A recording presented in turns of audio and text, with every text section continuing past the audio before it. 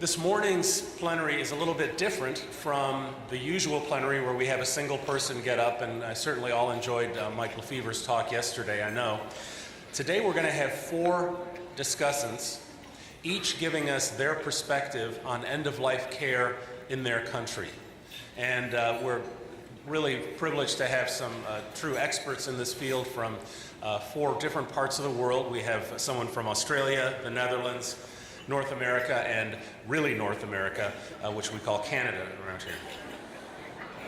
Marianne Dies is from the Netherlands. She's a practicing family physician for the past 25 years in a low-income neighborhood in a small Dutch town. She finished her doctoral thesis on unbearable suffering in the context of a request for assisted death in 2013.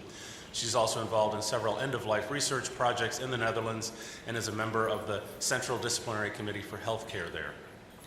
Anthony Caprio is a board-certified internist and geriatrician who works in hospice and palliative medicine. He directs the geriatric fellowship at the Department of Family Medicine for the Carolinas Healthcare System in Charlotte, North Carolina. He's especially interested in medical education, ethics, and the process of medical decision-making for frail, older adults.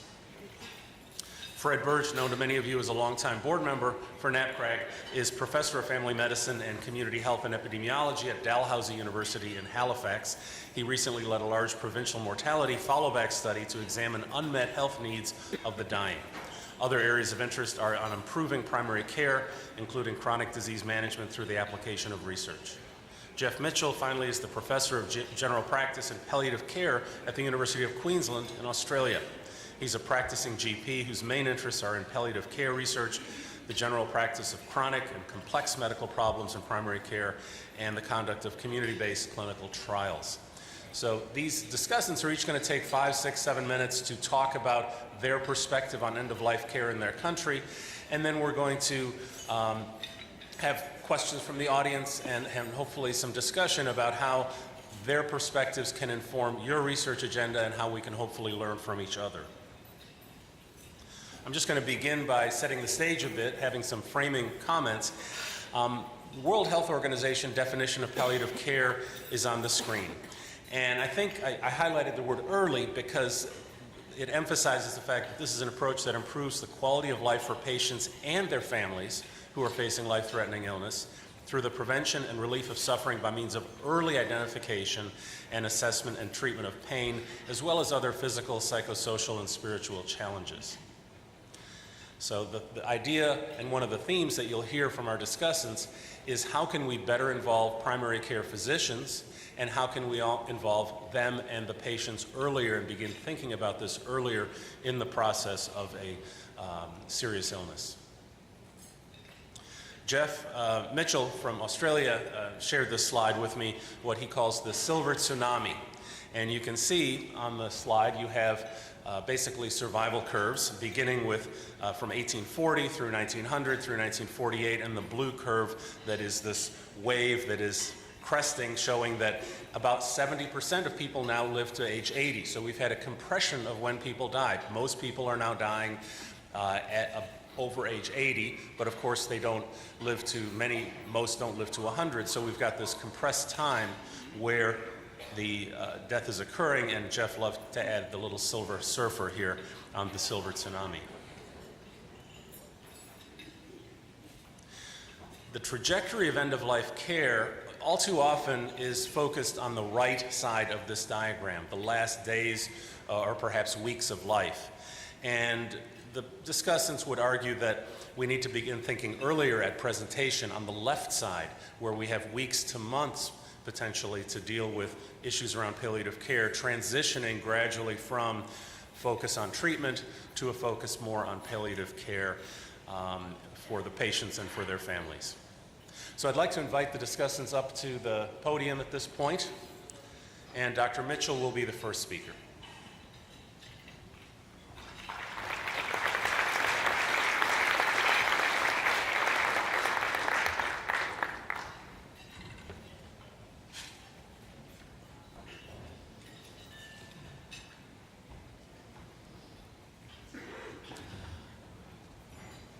Thank you, Mark, and welcome everyone. It's a huge honour to be here and I hope we can do this subject proud. It's a really important subject. I'm going to focus on arguing for you that this is actually your business. It's my business, it's everyone's business to look after people towards the end of their life. A study in the United States, published in the New England Journal of Medicine, looked at the nature of what caused people to die when they were healthy at the age of 70. And as you can see, 79% of those people who died died of something that was predictable, that you knew it was coming, and that you had several months of deterioration prior to them actually dying. And while that is a challenge, it's also an opportunity. Also note that 19% of those people had cancer. So when you think of palliative care, you think generally of cancer, but that's actually not how most people die. In Australia, as in most developed countries, our population is getting older. The proportion of people who are going to be 65 and over in our country is going to reach 25% by the year 2050. And we can see that starting to happen right now. Here's the Australian General Practice annual survey. It's done every year. We take 100,000 consultations and we analyse them. And we find that the proportion of people over 65 who have been visiting their doctors gone up from 1/4 to almost 1/3 in 10 years. It's going to go up, but by the time we're in 2050, it'll be over half. And also they're becoming more complex, so that the number of problems that are considered per consultation is going up. So we've got older, more complex, more challenging people. And most people who die are old. So we are developing a problem. When you look at what happens in specialist palliative care in our country, and I'm sure it's going to be similar elsewhere, the numbers of people who die have increased by 50% in 10 years. The proportion of people that they look after who have cancer remains at around 80%.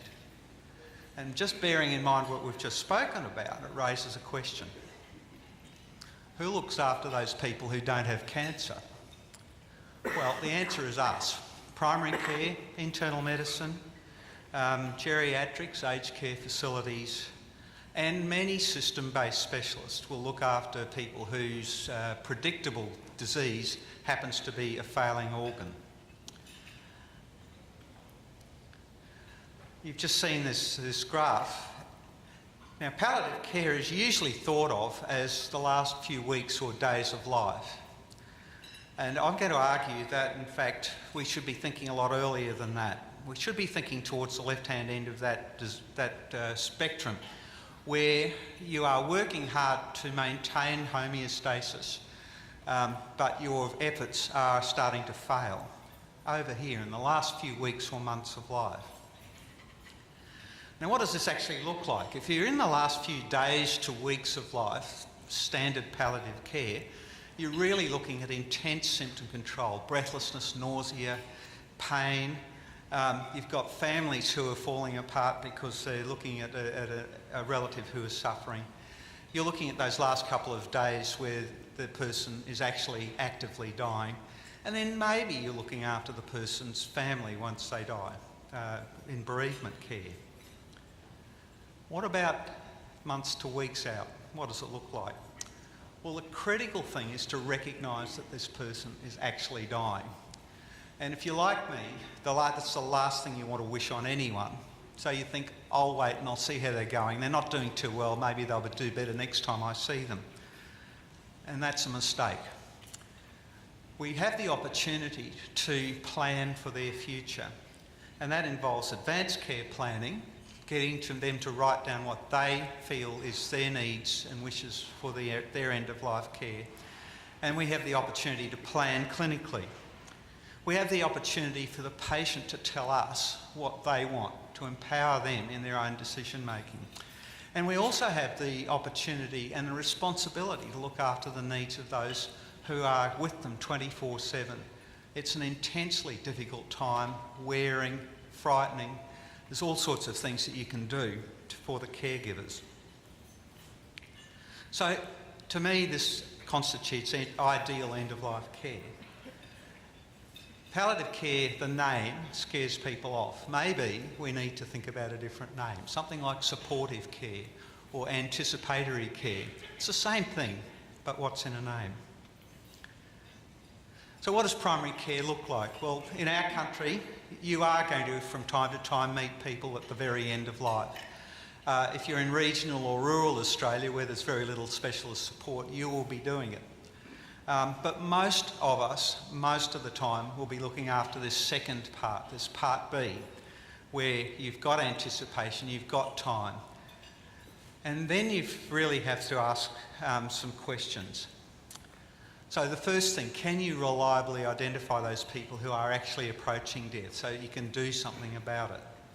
What are these tasks and what is my responsibility? How am I going to do this? Who's going to empower the patient to take control of their own condition?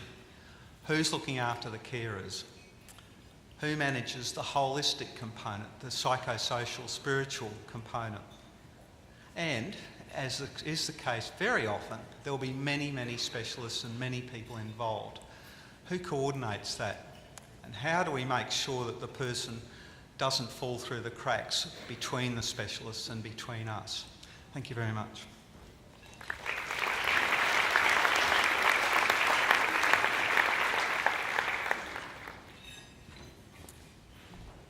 Well, I'm second in line, and I'm delighted, and I think I speak for all five of us, that so many people decided to join us here this morning on this very important subject. I'm honored to be able to tell you something about the Dutch way we look at the end of life.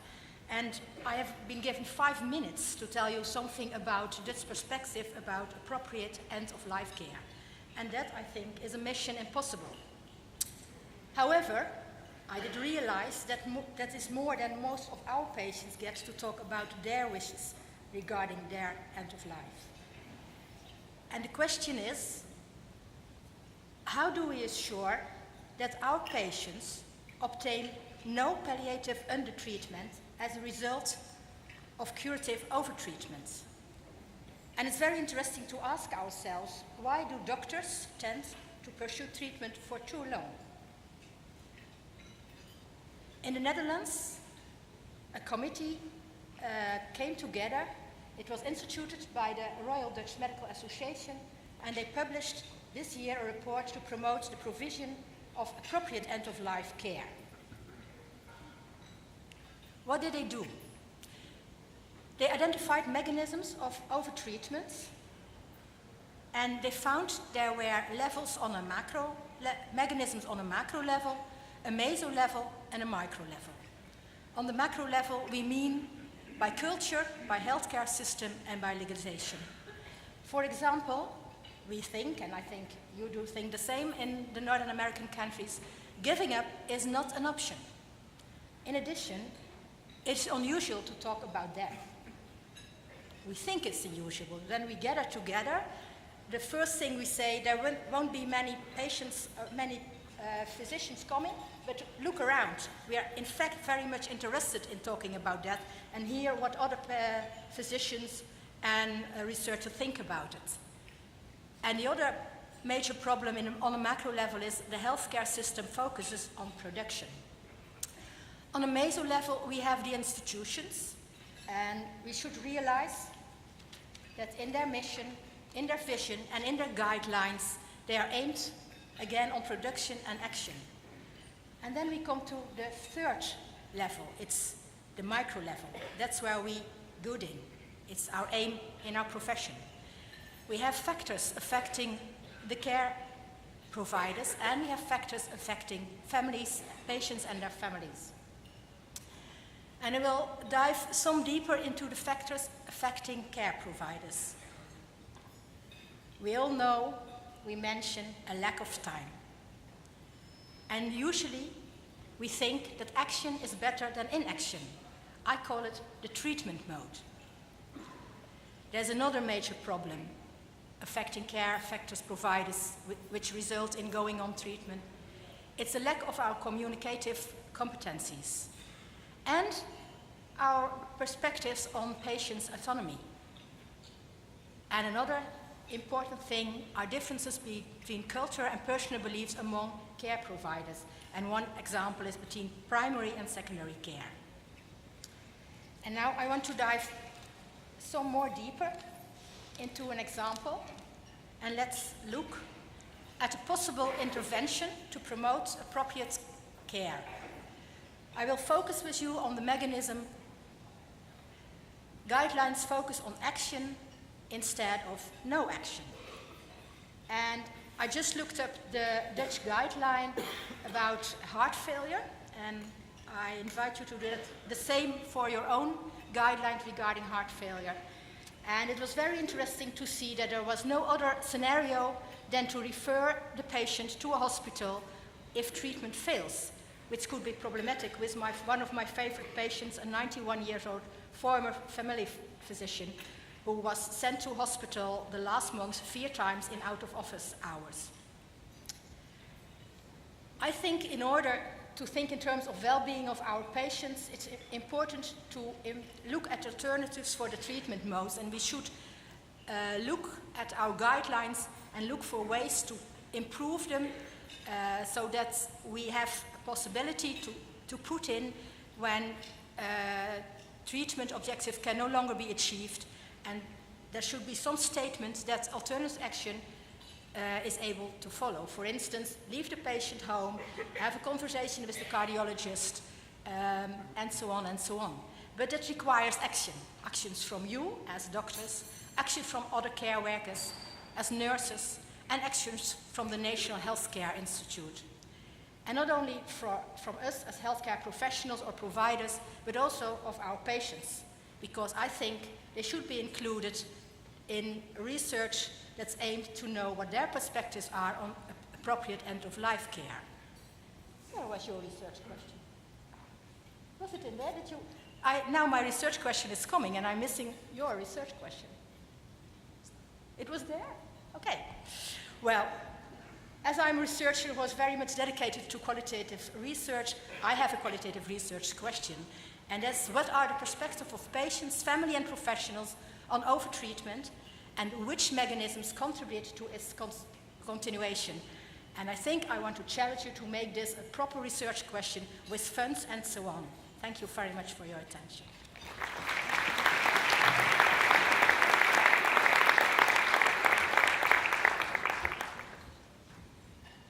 Thank you. As I was thinking about what is the greatest challenge we face in terms of end-of-life care in the United States, I keep thinking about a friend and mentor of mine who's a hospice physician who said the greatest challenge is that Americans view death as optional. And he also adds that it's not a very good option. But I do think that there are a number of things in the United States over the past decade, and certainly within the past few years, that actually show that maybe that is changing. And what I mean by that is not necessarily that we're coming to the point where Americans are viewing death as the welcomed, long-awaited friend, but rather that there are consequences to not talking about death and dying, and that there is an alternative, that careful planning and thoughtful approaches to end-of-life care can result in a quality of life at the end of life that is better and supports patients and families in important ways. Last year, the Institute of Medicine, which I believe now is the Academy of Medicine, it issued a report called Dying in America. And I think this report was quite significant in that it outlined a number of gaps and opportunities for improvement in end-of-life care, specifically in the United States, but certainly important for other places as well. This brief, concise 500-page report outlined a number of things, but I wanted to focus on a few that I think resonates with this particular audience. One was related to payment for palliative and hospice care. And I'll give you two examples of recent changes that may have important implications for that. Second is delivery of person-centered and family-oriented end-of-life care. The development of standards for clinician-patient communication and advanced care planning, and the important aspects of professional, so healthcare professional, and public education. One example is the Medicare Concurrent Care model. So Medicare, the largest federal insurance program for older Americans and disabled Americans, that has been the main source of hospice care in the United States. Unfortunately, when you look at hospice enrollment for Medicare beneficiaries, fewer than half of the eligible patients use hospice care at the end of life, and most only for a short period of time. Really only in the last few days or weeks, again, echoing what was said previously, the last few days or weeks of someone's life. The other challenge is that under current payment rules in the United States, patients have to forego those curative, or what I often refer to as disease-directed therapies, in order to receive the palliative services that hospice care provides. I think this has had important unintended consequences. One is obviously that late referral for hospice services. Once patients decide to no longer receive any disease-directed therapy, so again, trying to think about moving to that model earlier, upstream to the left of that model for earlier access to palliative care services. But at the same time, it also branded hospice care as being the type of care that people get when they're imminently dying, rather than to benefit from the more extensive support services that people may have through a longer period of time during the course of their illness. So this concurrent care model, concurrent implying at the same time, you're receiving both palliative services and disease-directed therapies for patients enrolled in a hospice program. So that would hopefully increase access to palliative care, improve quality of life for patients and families, and then inform new payment systems within the United States. So a great example would be a cancer patient, even those with advanced disease, who may be receiving chemotherapy or radiation therapy that is palliative in intent, but can continue to receive the hospice services at the same time. There was an incredible response among hospice agencies within the United States, and although the initial pilot program was planned for 30 hospices, there are now over 140 hospices that are part of this demonstration program. I think the important point I'm trying to make is that naming or labeling is important.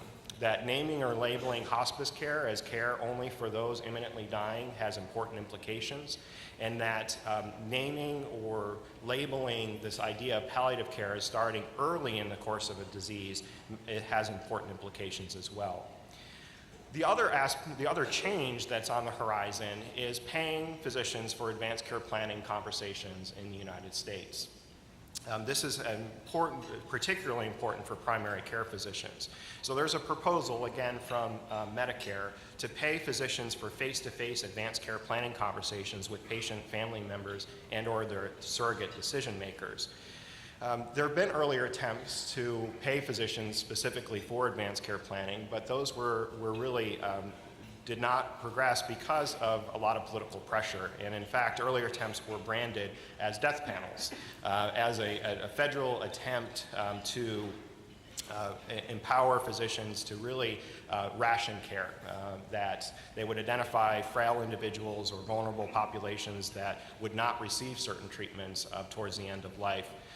And that was obviously not an accurate reflection of the intention. This is really a way to enable conversations to occur, especially in the primary care setting, between healthcare professionals and their patients, to really start that conversation early about end-of-life care. Billing codes were included in a proposed set of a fee schedule for the Centers for Medicare and Medicaid. And because the United States is still primarily a fee-for-service model, the reality is that physicians will be more likely to do things that they're paid to do. So this may have the consequence of increasing opportunities for patients and physicians to talk about end-of-life care. And there's strong support among national organizations, and even the public comments during the public comment period were very positive. I wanted just to skip ahead to the research questions. So there are really two main research questions that I was thinking about as we look at different changes in palliative and end-of-life care. Do changes in these payment structures improve the frequency of advanced care planning conversations and improve access to hospice and palliative care? So do structural changes affect care? And then I think the most important question, which I would love for this audience to embrace as well, is what patient or family-centered metrics should be used to measure the quality of programs and health systems that provide care to seriously and terminally ill patients? In other words, how do we measure success? In one level, the number of patients who receive hospice care is an important outcome. Another level might be those patients that die at home versus in the intensive care unit with advanced illness. But those are really process measures, not really patient-oriented outcome measures. So as we look to identify meaningful outcomes, satisfaction with care, the quality of pain and symptom management, the quality of communication between patients and their providers, that not only helps us measure success, but also can help set a standard for accountability for these various programs and health systems in providing care for patients at the end of life. Thank you.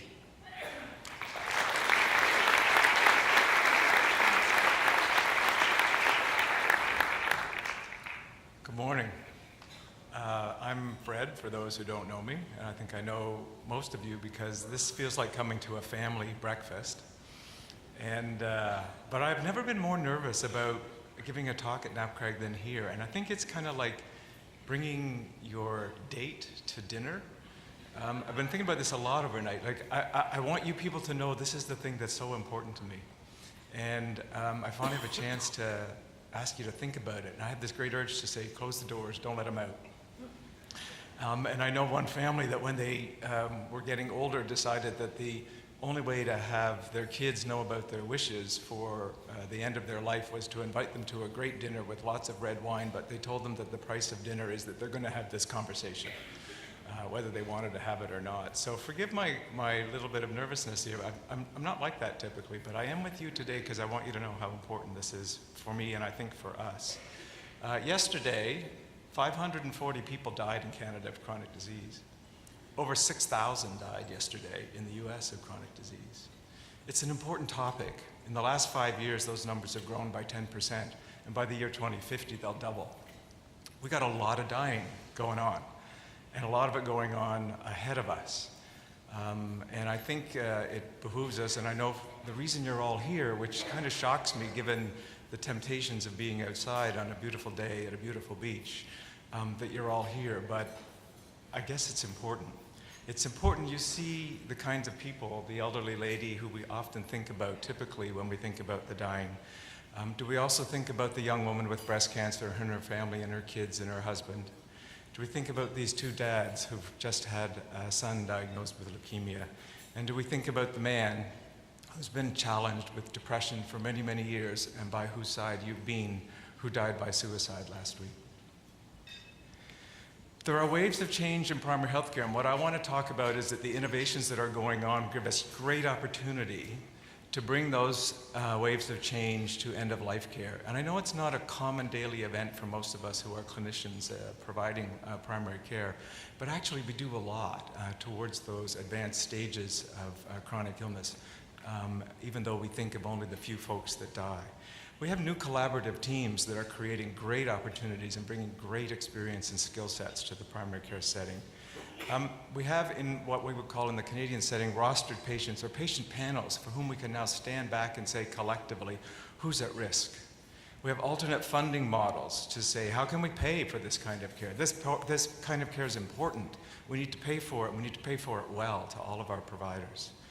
We're improving access. All the time we talk about access, access, access. What's that like for the dying? How are we doing that for the dying? Electronic medical records in our waves of modernization, how can they help us with care for the dying? Practice coaching and facilitation, new people who are appearing in our practice to help us improve our practice. Are they focused on dying? Are they focused on how we provide care at the end of life?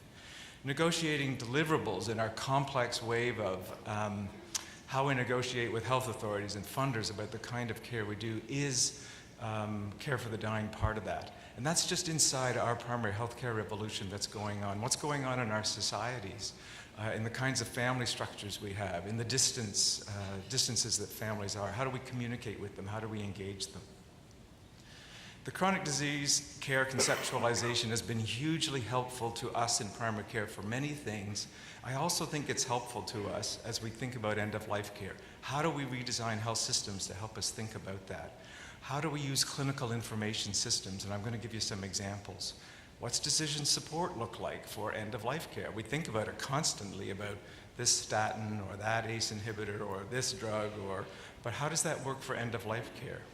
How do we prepare our proactive teams in primary health care for end-of-life care? What does chronic disease management actually look like in end-of-life care? How do we de-escalate some things? How do we take people off drugs? How do we have those conversations? How do we not start some things? How do we introduce drugs that some people are very afraid of? We need to think about chronic disease management at the end of life. And what does an informed, activated patient actually look like when they're dying? Something to consider. So some of the innovations that are going on in Canada and around the world that I wanted us to think a little bit about is in the system design piece, supporting continuity in collaborative primary care teams. I'm trying to bring in some of what we know from some of the research that some of us have been working on for the last 15 to 20 years in primary health care at the end of life. And I can't do this without thanking Bev Lawson, who's in the room here with me today. We've been working for 15 years on multiple projects.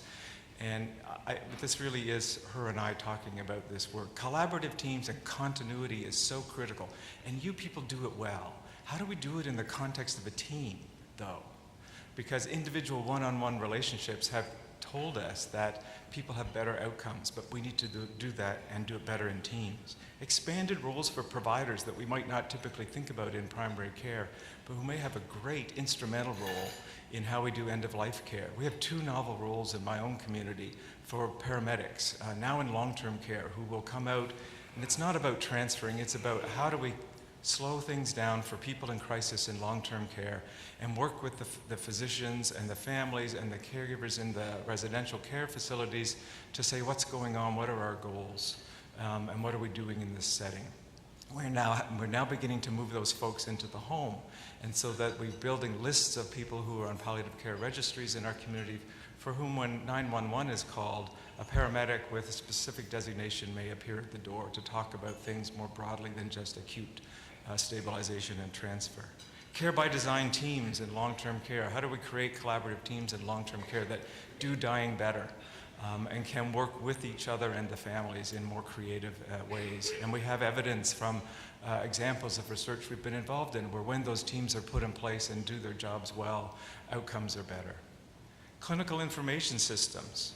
How do we use these in end-of-life care? How do we identify, as Jeff mentioned earlier, who's at risk in your practice of dying?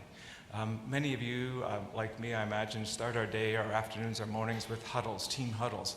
Do you ever stop and just say, who on this list should I be thinking about? Or who am I worried about? Can the EMR run you a list of people with 3 or more complex chronic disease over a certain age or with certain lab markers that might tell you, yeah, these 20 people are at risk, I need to stop, or we need to stop and think about those folks? And how do we do shared team communication as our teams get bigger and bigger? I have to say the EMR, as much as I hate it at times, has been fantastic. I can see a patient in the morning, or I can see a patient who's seen the oncologist in the morning and the note pops into my chart in the afternoon and I know what's going on now. How brilliant is that? I used to have to wait weeks for that information. Clinical decision support. We're involved, like many of you, in new strategies using technology that create interdisciplinary and cross-sector portals of information sharing. We have one under construction in our home turf called the Frailty Portal that we hope will be used from acute care to the community. We need to use these technologies for people who are dying. How do we prepare proactive practice teams? There are models around the world. The Gold Standards Framework in the UK for primary care and other settings gives us a structure to hang our innovations on or to embed our new innovations in primary health care within as we think about how we work and set ourselves up to be better prepared for the dying. And then the last frontier, how do we integrate our teams across sectors? Holy cow, that's going to be my question. Integrated teams across sectors, across health sectors and outside health are probably one of our biggest challenges to construct and evaluate. And then how do we prepare our communities? How are our communities structured to do dying better for the people for whom we love and care? We have a new model in the Halifax region where I come from called community health teams, and they're really out there to help people stay healthy. Why can't they be the place where we have advanced conversations with some of these people? Why can't we do that in a community setting over a cup of coffee and with skilled navigators and lay people? And if you know Lisa Dolovich, she's here, and talking about the Tapestry Project. There's some innovative opportunities in there. And how do the policies in our communities work with primary health care? So in the end, what is the research telling us now that we need to use? Continuity matters. We know that when people have better continuity, they're less likely to go to emerge, less likely to be admitted to hospital, and if they're in hospital, they'll have a shorter stay if they've had good anticipatory care. We know the comprehensive team-based care matters, that these health services outcomes are improved or associated with those kinds of teams. In Vancouver, there was a great piece of work that looked at patients with advanced diabetes who receive comprehensive team-based care, much less likely to end up in hospital. Health system redesign matters. The old-fashioned home visit matters. And I know they're not always easy to do, but we know people who get visits by their family doctors and community-based nurses are much less likely to die in hospital and much happier families with how things have gone. Integrated care models. We know emergency visiting fell off when we implemented an integrated model in our own community. And we also know that there's variations. In my own little province of less than 1 million people, there's variation in how we do things, who gets into hospital, who ends up in ICU. What's up with that variation? Some communities do it better. It matters how these communities have figured that out. How do we go into those communities? And Viv Ramsden, who I've had conversations with over the last couple of days, challenged me to think about community participatory research to understand what's going on with how these models can teach us about what's happening and how best to do it. So we asked each of the panelists to end their 5 or 6 minutes with a question. And what we wanted to do is to have mostly a conversation with you folks, because this is all about conversation. So for me, it's about integration. Can intensive primary and integrated care, and I love this new model, I don't know if people have been reading about intensive primary care, I think it's kind of cool. In the community for those with advanced chronic disease, improve outcomes for patients, families. I'd like to put us providers in there too, because I think many of us worry about these folks. We weep on occasion with and for these folks. And how can we kind of watch the system cost piece as it goes by? So thank you for being here this morning. It's really nice to see all my family here.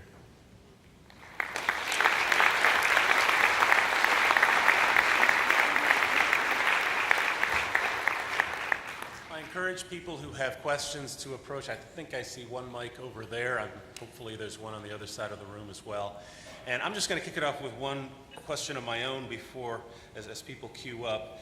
One of the things that I've observed, and I had unfortunately 3 parents from my wife and I died in the past 5 years, each in hospice, and I saw real issues with the quality of care that was being provided. And particularly in the United States, where much of that has become for-profit, do you see issues, and perhaps Tony can address this best as being from the US, but I'm interested in other countries as well. Who is delivering the hospice care, and do we see issues with quality?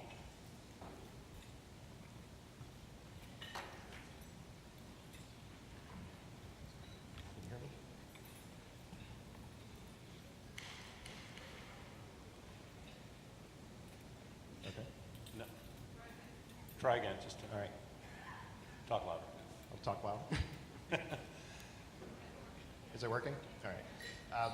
Certainly, hospice care in the United States has increased exponentially, and there are increased growth of for-profit hospices, as you pointed out, and that has raised some concern about quality of care and certainly trying to keep them accountable for the type of care that they provide.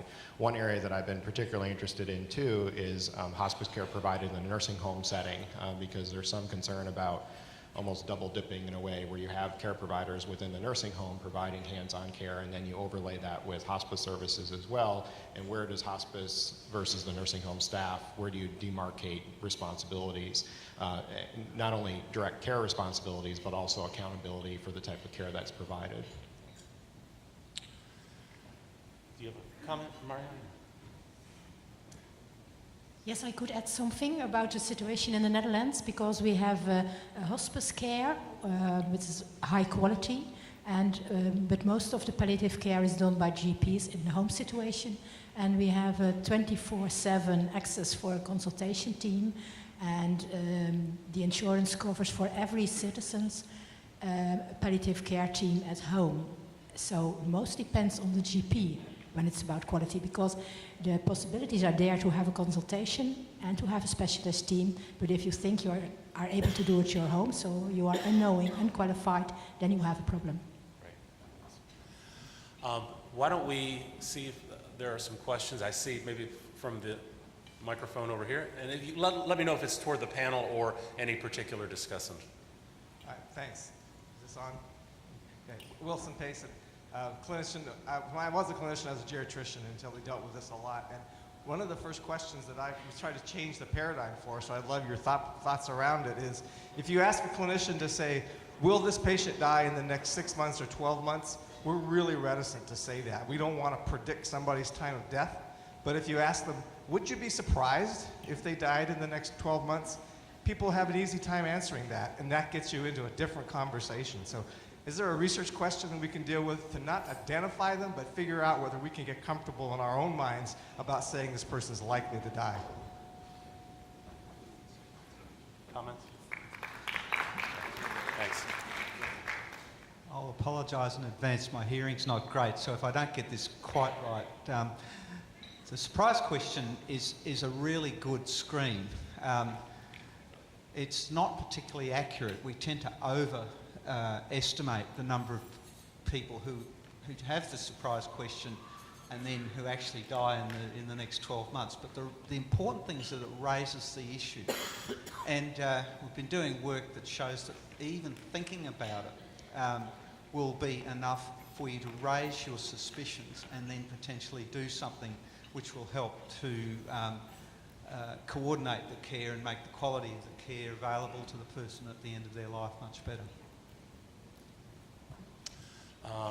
Question from this mic?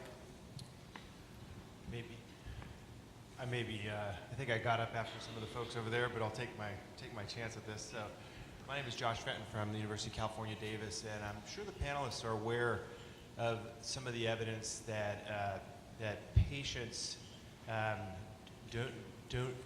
distressed by an honest conversation, by a realistic conversation about their prognosis, and that some research suggests that this can actually undermine or cause tension in the patient-doctor relationship. And I think doctors understand this, and so I believe this is one of the reasons that doctors, oncologists, primary care physicians, specialist physicians steer clear of this conversation and sometimes collude with the patient in their optimistic biases. And I wonder if the panelists have any response to that.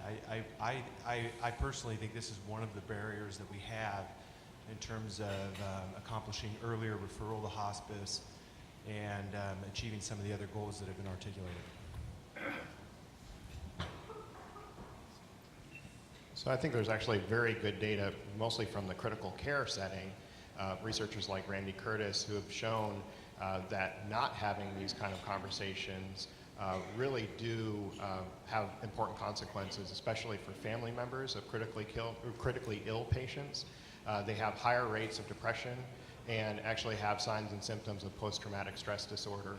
So I think there's evidence to say that there is more risk in some cases of not having these conversations rather than having the conversations. And I really do think that part of the collusion that you referred to may be more hesitation on the clinician's part to really engage in these conversations, because I actually view this as an opportunity to strengthen the doctor-patient relationship, because you really are trying to be patient-centered and engage them in conversations that will have important implications down the road as their illness progresses. I would like to add some research I've been doing recently myself about medication management in the last stage of life. And we interviewed about 90 participants from 18 cases. And so we could look inside the cases themselves. And the physicians, they did not talk about medication referrals or withdrawals, because they were afraid that patients would lose hope, for instance. But the patients themselves had thought about it a long time before.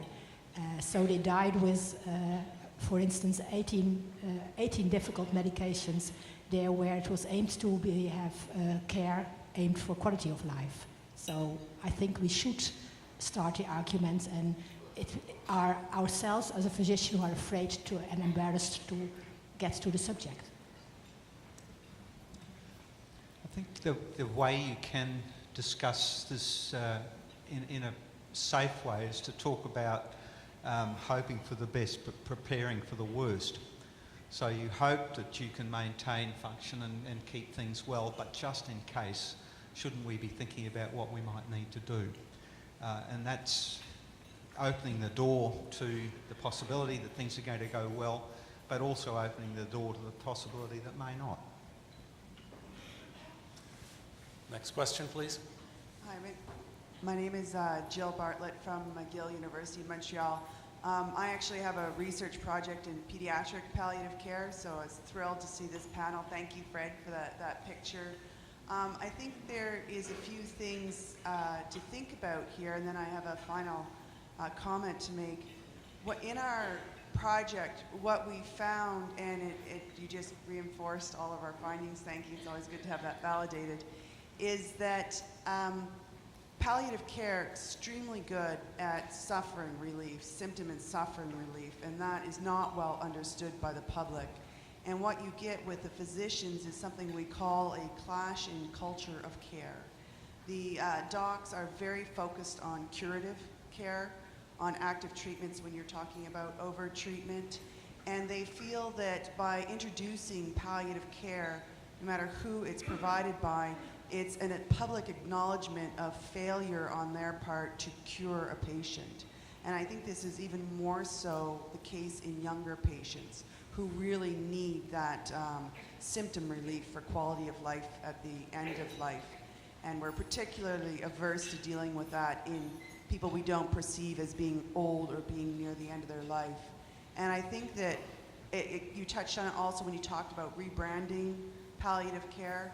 And I think this really needs to be addressed because we're not treating people the way they should be treated to ensure their quality of life if we're so focused on cure and death aversion.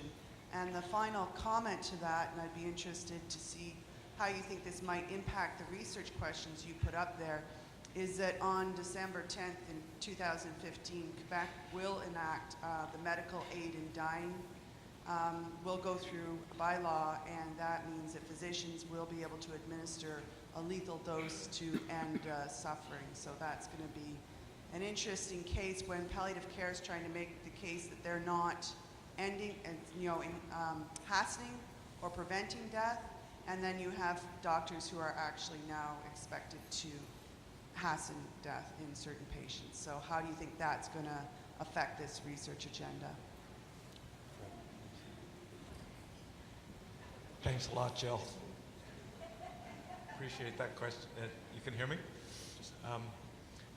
I don't know how it's going to impact. Other countries have been there before us in other jurisdictions, and they're still alive, and there's still dying going on, and there's still people trying to figure out how best to do it, and I think we'll plug away with it as well.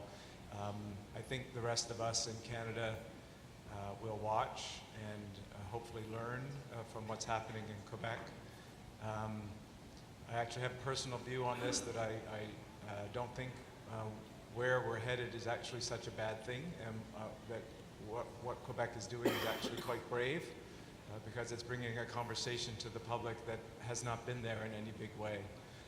How we walk through it will be, it'll be how we decide to go as a society and how we manage to do it. So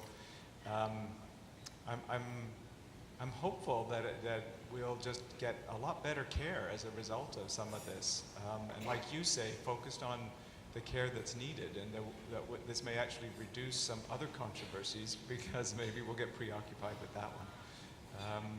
But it's an important aspect, and I think it's giving Canadians an opportunity to talk about something that they've quietly let other people talk about.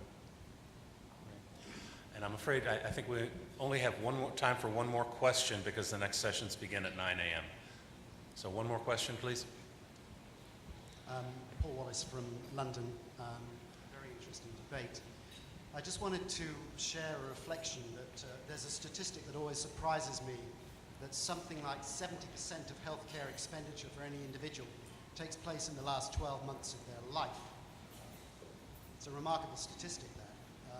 And given the statistic that you showed earlier, that 79% of deaths are predictable, I wonder if the panel would like to comment on the research opportunities looking into the areas of health expenditure which actually yield benefit in the last year of life, and indeed those which don't. So the question is about the fact that we spend a great deal of money, much of the healthcare dollars is spent in the last year of life. How can research inform what spending out of that is productive and what is unproductive?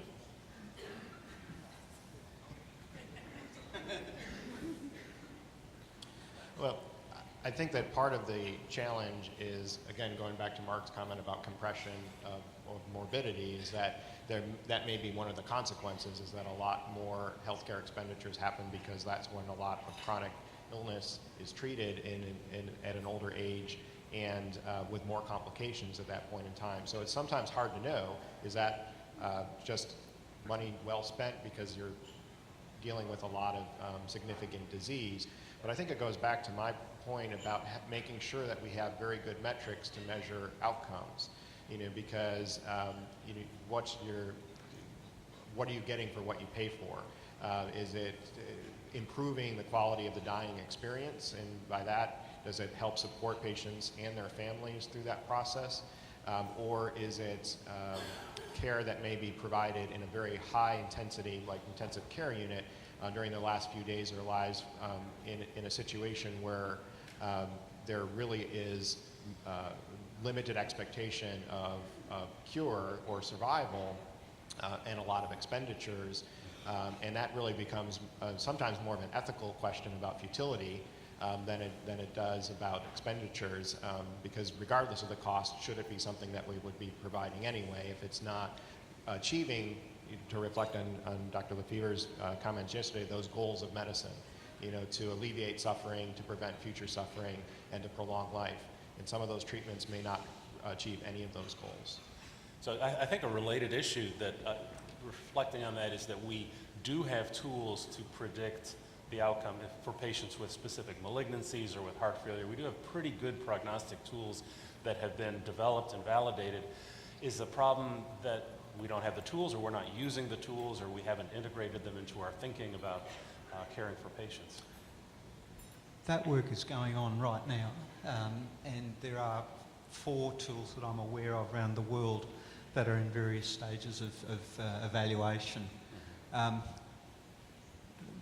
The objective of those tools is not to be accurate in their prediction, and they can't.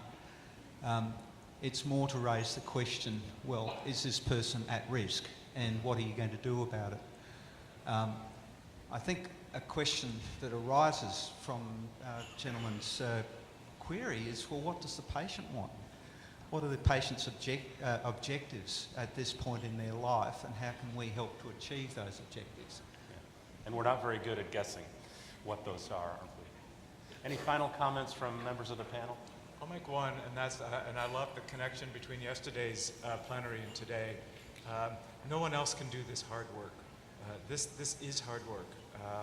Trying to navigate the transitions for advanced chronic illness and the care elements that go on and the decision making in relation to it. You have such long relational contextual knowledge and sharing of experiences of approaching health and illness with these people that you've cared for a long time. Puts you right in the right spot. You're right in the sweet spot to be doing this, but it's hard. And I think what Mike said yesterday, this can be brought even more so home at this point in the kind of care work you do. it's not only hard, I think it's marvelous to sit down with your patient and the family and talk about approaching death and what their perspectives are. So I should lower down this, it's so hard and difficult. It's also very rewarding, I think you said. Great.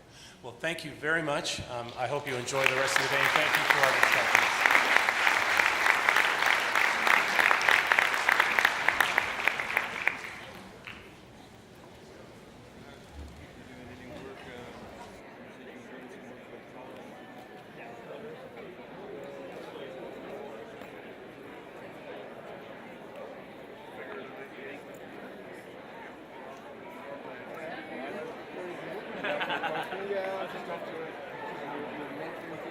I am mentoring. Speed mentoring.